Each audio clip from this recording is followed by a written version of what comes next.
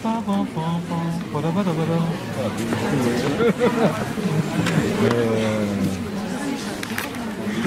puis, sur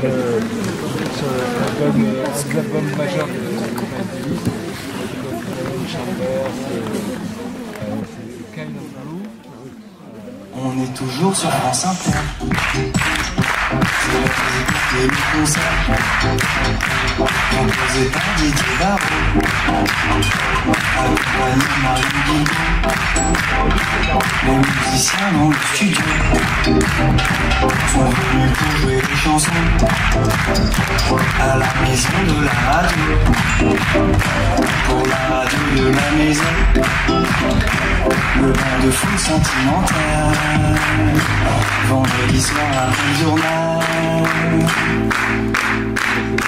Regarde tout ce qu'on peut faire dans la radio. Et écoute tout ce qu'on peut faire dans la radio sur France Inter au studio 105 de la Maison de la Radio. Bonsoir, foule sentimentale.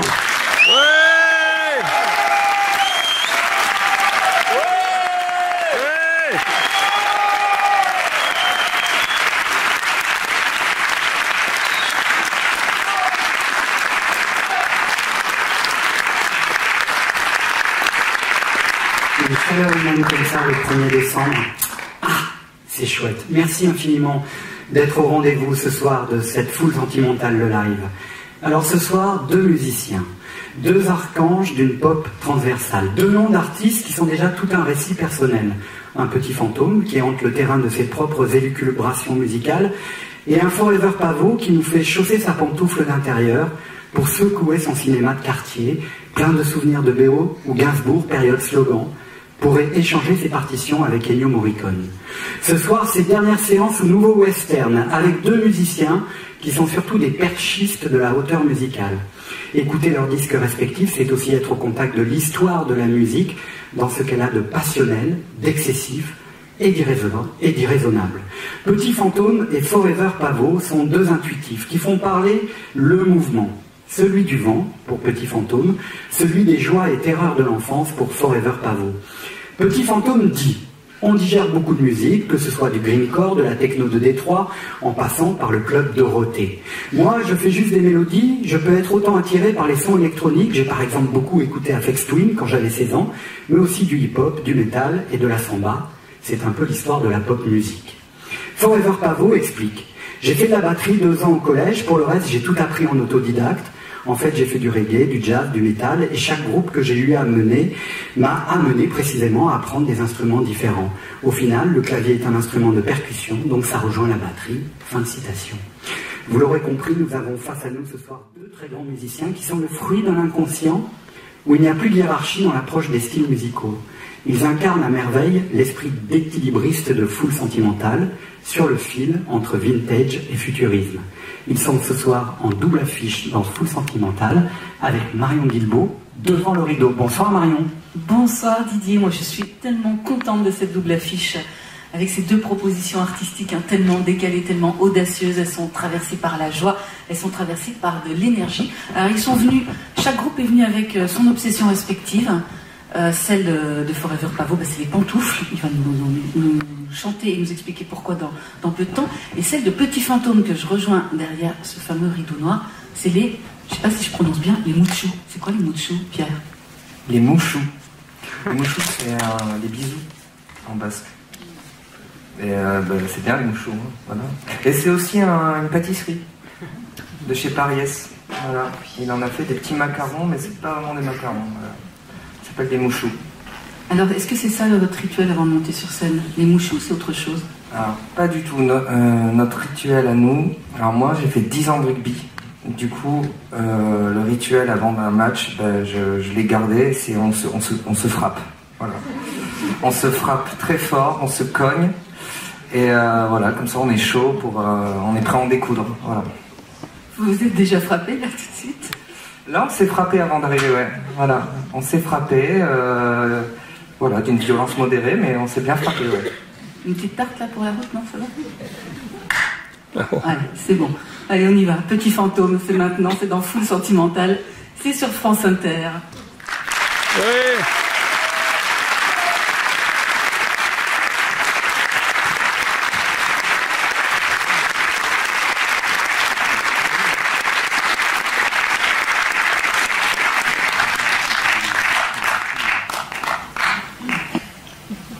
Bonsoir. Bonsoir.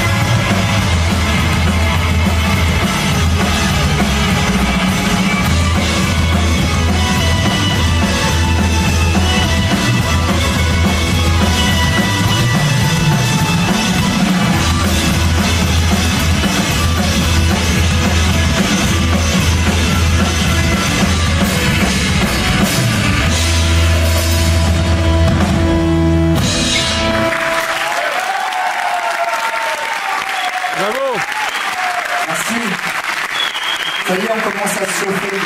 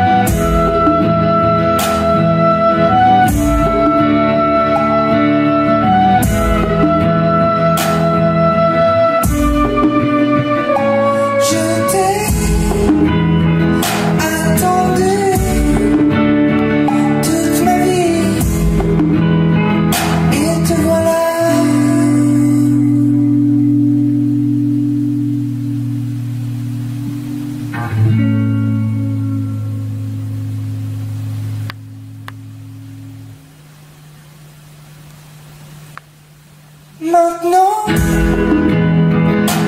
je dois t'oublier, t'oublier.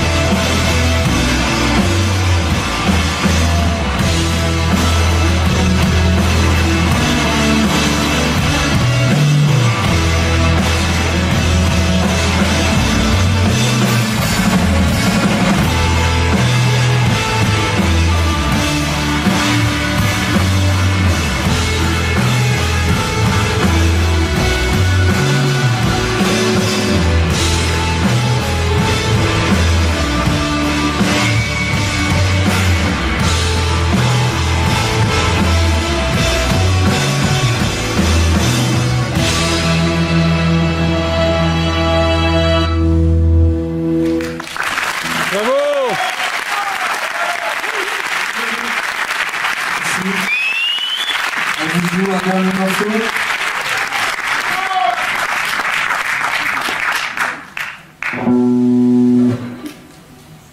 Qui se nomme Tu ressembles à l'orage.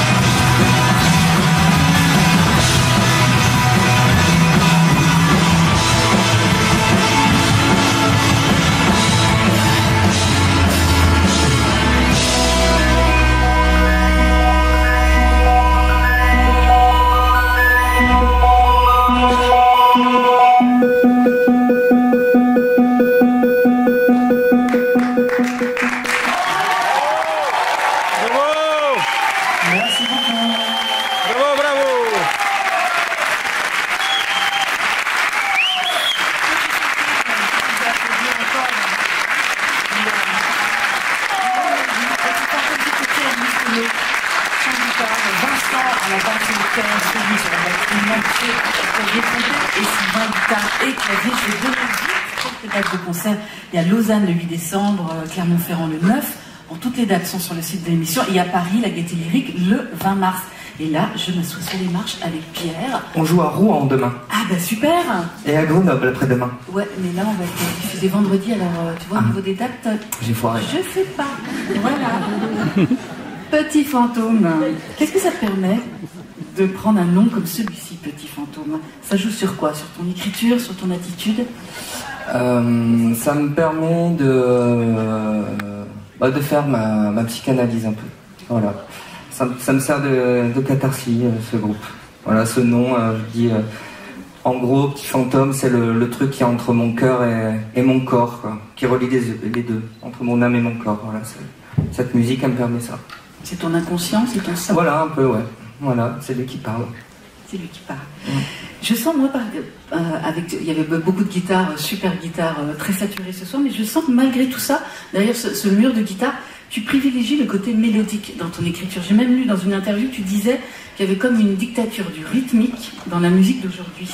Est-ce que tu peux nous dire qu'est-ce que tu entends par là?